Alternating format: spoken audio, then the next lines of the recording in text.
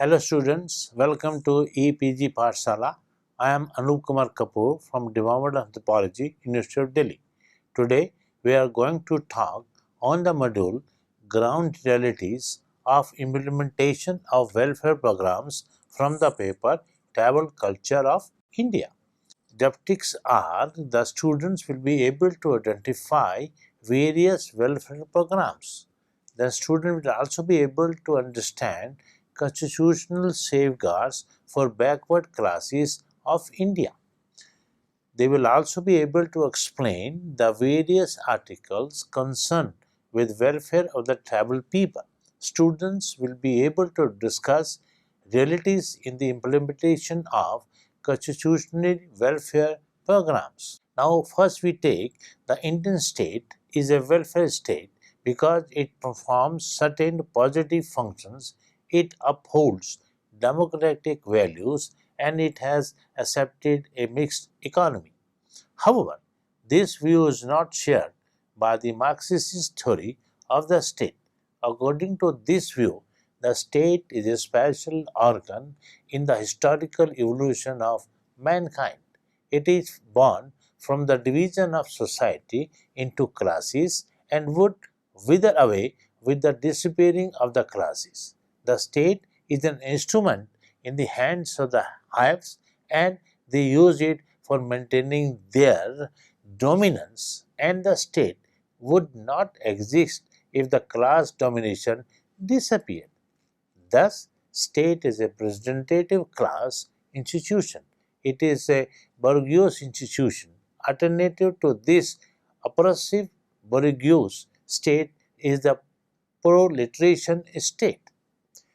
The Indian state has stood the test of democratic and welfare states in terms of the institutions, namely constitution, 5-year plans, policies and programs for the welfare of the weaker sections. Section 31 of the Indian Constitution states that the state shall, in particular, direct its policy towards securing that the citizens, men and women, equally have the right to an adequate means of livelihood, that the ownership and control of the maternal resources of the community are to be distributed as best to serve service to the common good, that the operation of the economic system does not result in the concentration of wealth and means of production to the common detriment, that there is an equal pay for equal work for both men and women, that the strength and health of the workers, men and women, and the tender age of children are not abused, and that citizens are not forced by economic necessity to enter a vocation unsuited to their age and strength, and that childhood and youth are protected against exploitation and against moral and material abandonment. In pursuance of these objectives, the state initiated the welfare programs, schemes, policies for achieving minimum standards of health, economic security, and civilized living, and thus promoting the welfare of the people. Welfare programs for tribal development. Under this category comes the first integrated rural development programs referred as IRDP. This program was started in 78-79 aiming to help financially to those poor families who were living under poverty line. This program, besides tribals, includes small and marginal farmers, rural craftsmen, and scheduled caste. It aimed at increasing income, employment, and investing money in cottage and village industries. Firstly, this program was implemented in 2,300 blocks of the country, but in 1980 it was implemented in all the blocks of the country. In the sixth plan, rupees 4,500 crores was aimed for expenditure. In this plan, target was helping 150 lakhs of families, but 165.5 lakhs of families were benefited, which was more than the target. 1984 and 85, 16.5 lakhs of SC and ST, that is rural tribe, were benefited and 1650.25 crore was spent. In the ninth plan, instead of families, a cluster of families have been targeted for benefit.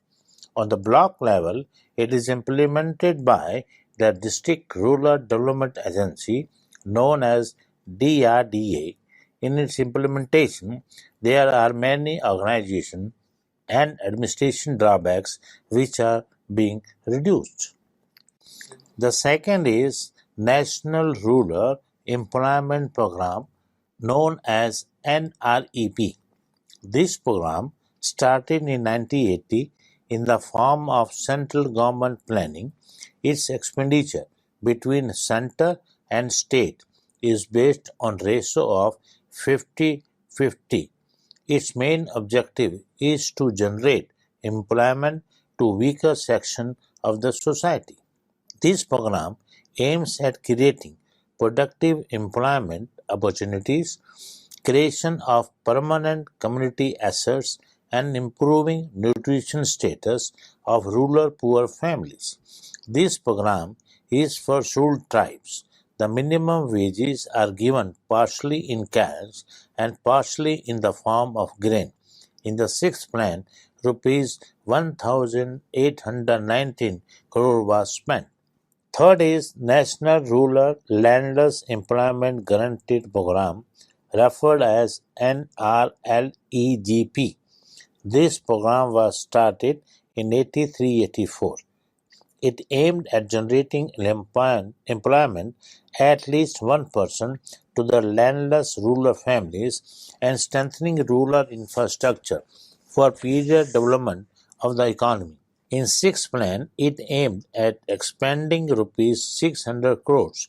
The tribals have been benefited under this program, but now NREP and NRLEGP have been included in Johar Rozgar Yojana started in 1989. Fourth is training rural youth for some self-employment, that is known as TRISEM. This program was started in 1979 for providing training and skill to rural youth between the age of 18 to 35. Under this program, those families are selected whose annual income is up to rupees 3,500. Every year, in a block of 40 youth are helped and trained. During training period, they are given financial assistance. 33 and one-third% gratuity is given for self-employment. In the sixth plan, 9.30 lakhs youth were trained, out of which 2.96 lakhs belong to rural caste and rural tribe. This program is directed to those areas where substantial semi-unemployment exists. This program is providing quite satisfactory.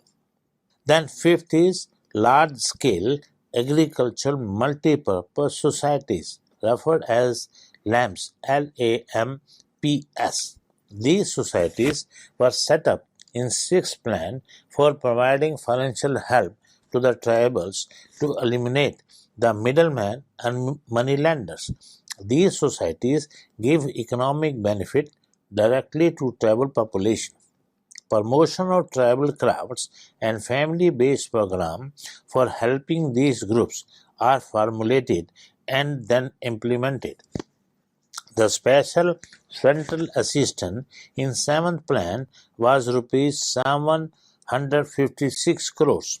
These society helped tribals in selling their forest produce, crafts, and agriculture things. Due to these societies in tribal areas, The traders and money lenders are unable to exploit them to a great extent. Then constitutional safeguards as welfare programs for backward classes in India. The term backward classes under scheduled tribes, scheduled caste, and denotified tribes and other backward classes known as OBCs. These classes of Indian population have labored under different and distinct disadvantages in the Indian social system. They have suffered from social and economic disabilities and have come to be known as backward class. The scheduled caste and scheduled tribes are identified as a result of different lists revised and issued under the Scheduled Caste and Scheduled Tribe List Modification Order 1956, whereas the denotified tribes are defined under the Criminal Tribes Act 1924.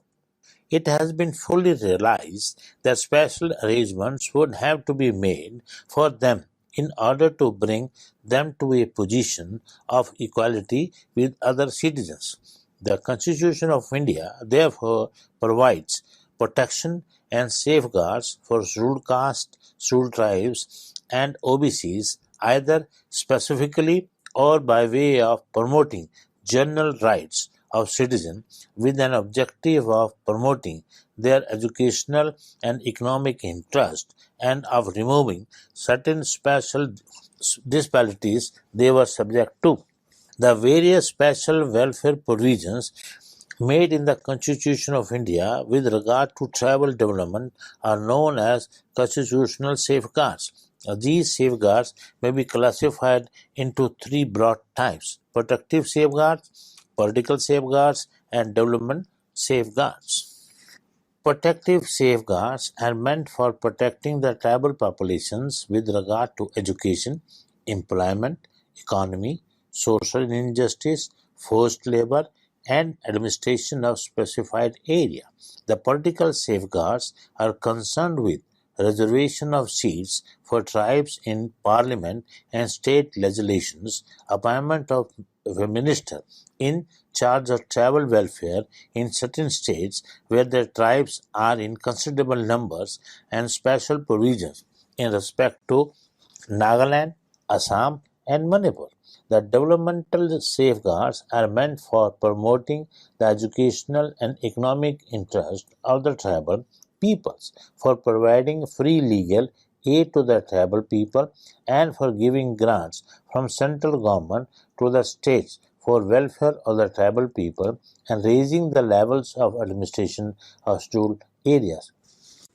The next point comes articles concerned with welfare of the tribal people and their implementation. In the Constitution of India, welfare programs for promoting and safeguarding the interests of tribal life are written by means of specific articles. The first is Article 15 oblique 4 and 29 are concerned with educational welfare. Article 15 is under the chapter of fundamental rights. It assures all citizens of India that no discrimination will be permitted on grounds of religion, race, caste, sex, or place of birth. It specifies that no citizen shall, on these grounds or any of them, will be subject to any disability, liability, restriction, or condition with regard to: first, access to shops, public restaurants, hotels, and places of public entertainment; or the second, the use of wells, tanks, bathing ghats, roads, and places of public resort maintained wholly or partly out of state funds dedicated to the use of general public.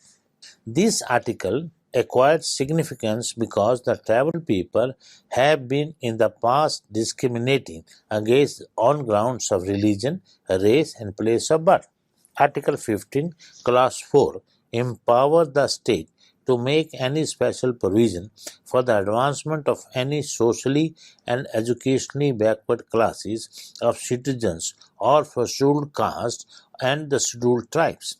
Article 29 states that any section of the citizens in the territory of India or any part thereof having a distinct language, script, or culture of its own shall have the right to conserve the same.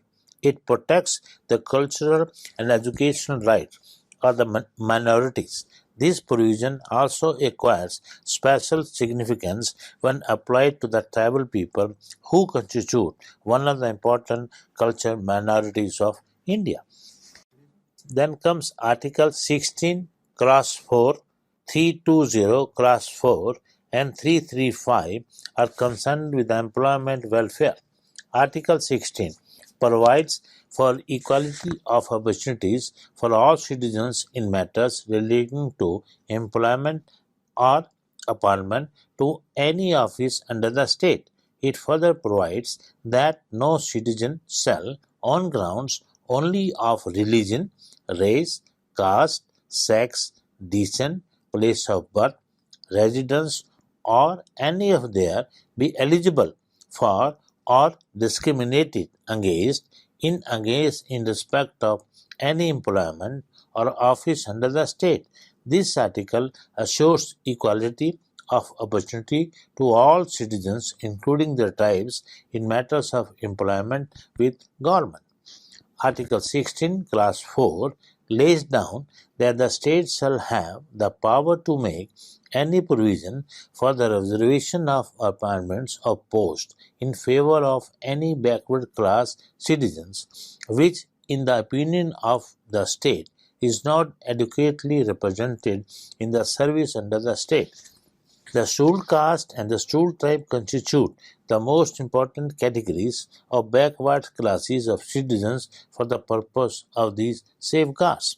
Article 320, that is 320, Class 4, lays down, inter alia, that consultation with the Union Public Service Commission or the State Public Service Commission is not necessary as regards the manner of giving effect to service safeguards for the scheduled caste and scheduled tribes.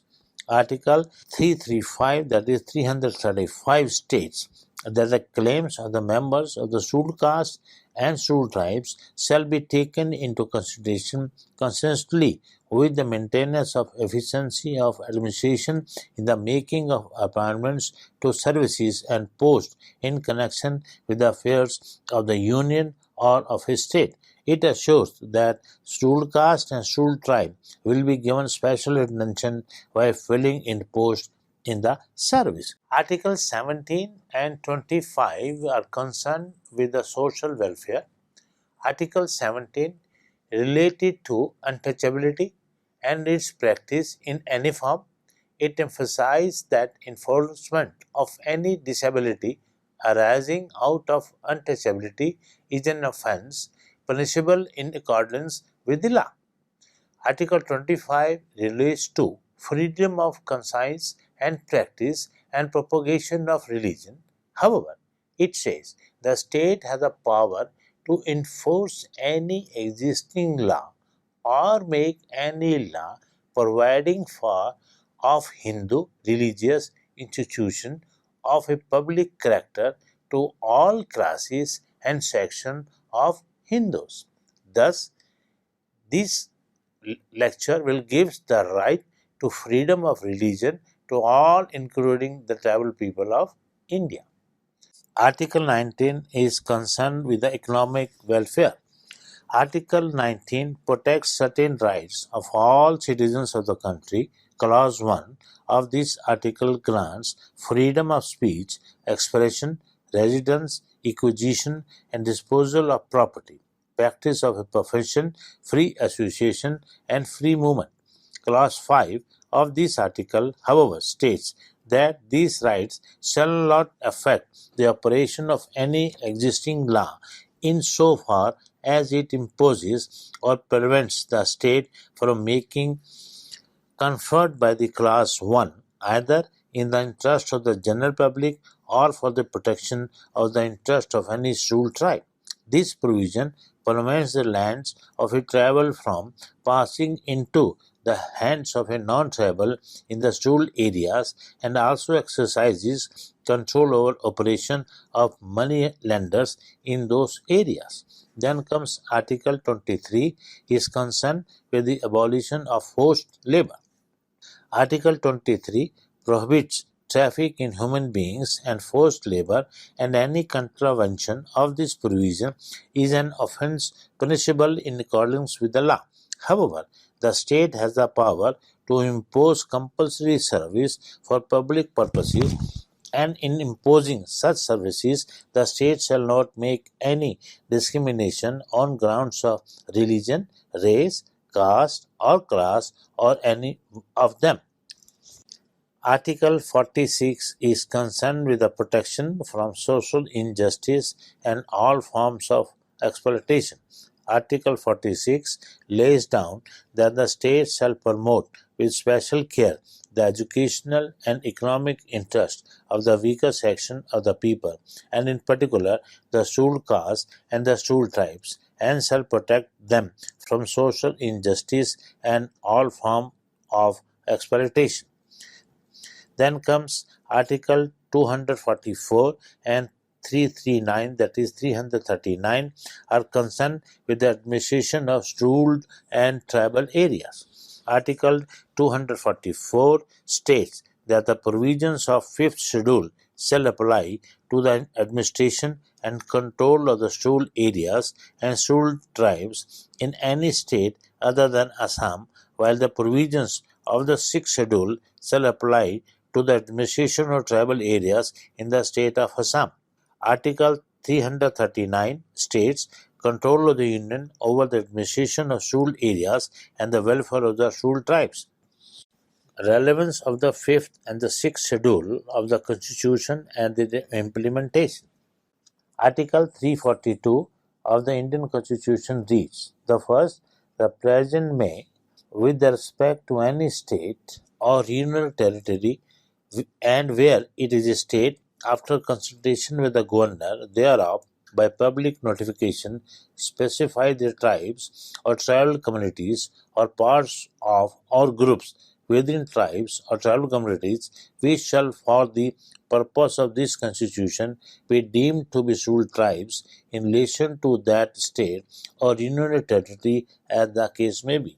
Second, Parliament may by law include or exclude from the list of scheduled tribes specified in a notification issued under the said clause shall not be varied by any subsequent notification. Article 342. The President may by public notification specify the tribes or tribal communities which shall be deemed to be scheduled tribe for purpose of the Constitution. In exercise of the said powers, the President issued the Constitution, that is Scheduled Tribe Order 1950, which has been amended from time to time. By virtue of Clause 2, Parliament passed in 1976 the Scheduled Caste and Scheduled Tribes Order Amendment Act 1976. Article 244 of the Constitution concerned itself with the administration of scheduled areas and travels areas. This article reads: first, the provision of the 5th schedule shall apply to the administration and control of the scheduled areas and scheduled tribes in any state other than the states of Assam, Meghalaya, Tripura, and Mizoram. Second, the provision of the 6th schedule shall apply to the administration of tribal areas in the state of Assam, Meghalaya, Tripura, and Mizoram. Scheduled tribes means such tribes or tribal communities as are illustrated in the Scheduled Tribes Order under the Article 342. Scheduled areas mean such areas as the President may by order declare to be scheduled areas. The 5th and 6th schedule of the Constitution should be read within Article 244 Clause 1 and 244 Clause 2 respectively. The 5th schedule. The 5th schedule of the Constitution is concerned with the administration and control of scheduled areas and scheduled tribes in states other than Assam, Meghalaya, Tripura, and Mizoram. According to the provision therein, the governor of each state having a stool areas shall annually or wherever so required by the president make a report to the president regarding the administration of the stool areas in that state, and the executive power of the union shall extend to the giving of directions to the state as to the administration of the said areas. According to this schedule, Tribes Advisory Council shall be established in those states having stool tribes consisting of not more than 20 members, of whom, as nearly as may be, three-fourths shall be the representative of the stool tribes in the legislative assembly of the state. It is the duty of the Tribes Advisory Council to advise on matters pertaining to the welfare and advancement of the stool tribes in the state as may be referred to them by the governor. The governor is entrusted with the power of making rules and prescribing regulations regarding the number of members of the council, the conduct of its meeting, and procedures in general. Thus, fifth schedule provides an effective mechanism to accommodate the tribal interests and points of view regarding the direction they choose for development and also for redressing their grievances. It also entrusts the governor with the power to direct that any act made by the parliament or legislation of the state not to apply to the stool area or part thereof in the state. Thus, fifth schedule ensures a greater flexibility when the laws are implemented in the tribal areas owing to their level of development, relative isolation, and socio-cultural background.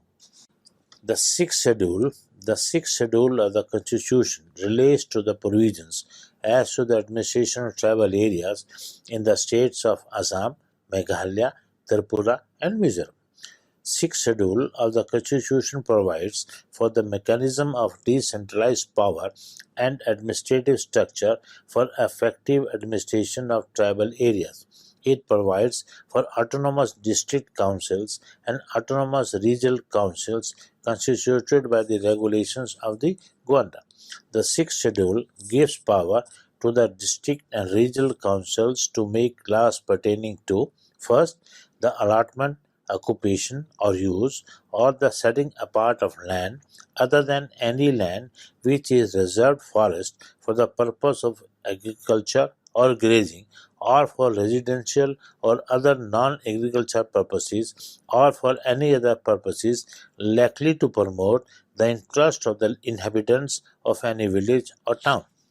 The second, the management of forest not being reserved forest. Third, the use of any canal or water course for the purpose of agriculture. Fourth, the regulation of the practice of jhum or any other forms of shifting cultivation.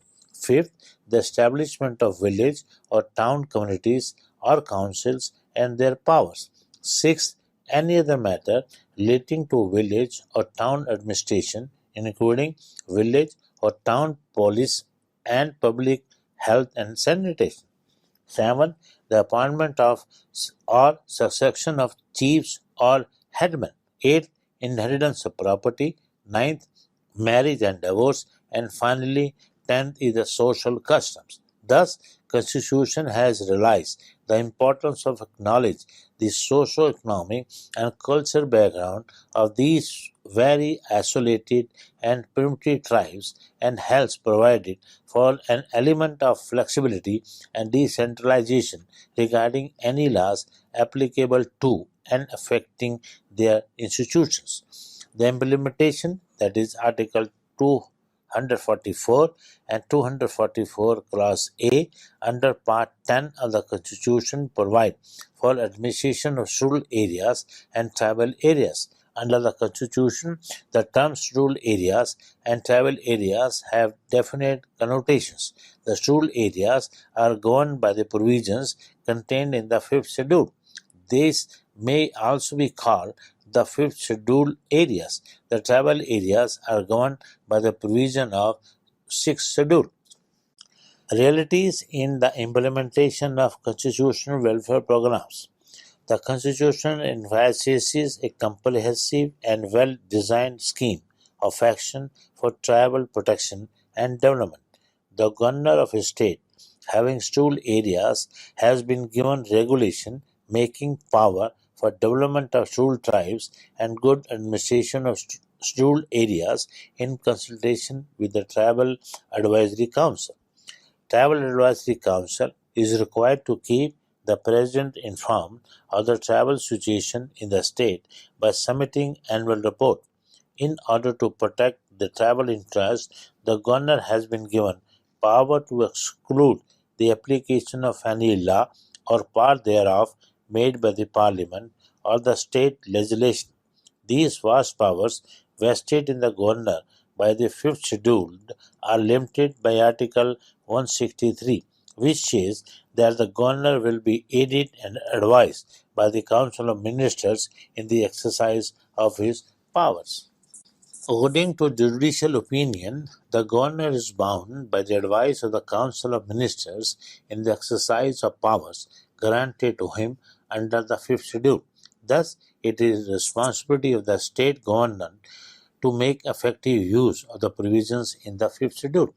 The Union Executive has been vested with the vast powers of giving directions under Para 3 of the fifth schedule and Article 339 Class 2 for preparation and execution of schemes of tribal development and for good administration of scheduled areas. Financial provision has also been made under first provision to Article 275 Clause 1 to meet the cost of such schemes out of the Consolidated Fund of India. So far, no directive has been issued by the Union government to any of the state governments.